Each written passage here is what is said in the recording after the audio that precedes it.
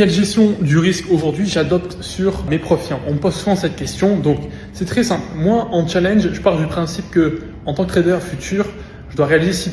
Pour moi, sur les challenges, ça ne doit pas durer plus d'un mois. L'idée, c'est de payer une seule fois l'abonnement et ensuite de passer directement en compte financier. Donc sur mes challenges, simplement, je vais être un peu plus agressif. Forcément, je vais risquer entre 1 et 1,2% sur mes comptes. En fait, ce que je fais, simplement, c'est que je me laisse 4 chances. Je prends mon drawdown max, souvent 4%, je le divise par 4, ça me laisse 4 trades parce que je sais que par rapport à mes séries de pertes maximum, je peux faire 3 pertes maximum. Donc, je me laisse 4 chances.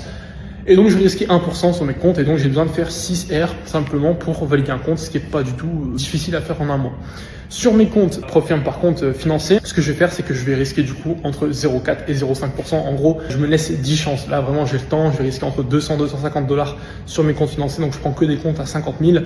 Et voilà, de manière très simple, l'idée, c'est d'être le plus constant possible parce qu'une fois que vous avez simplement le capital qui est débloqué, en fait, il faut simplement être constant, être patient et simplement appliquer son plan tous les jours. Donc, une fois que vous avez le capital, c'est vraiment le meilleur allié que vous pouvez avoir et donc il faut le conserver et simplement continuer d'appliquer le plan. Et ce que je fais du coup pour pas impacter mes prochains challenges, c'est qu'en fait simplement mes challenges, je vais venir les connecter à mes comptes Profirm financés. Je vais mettre un multiplicateur de 2, donc je risque 0,5 en financé.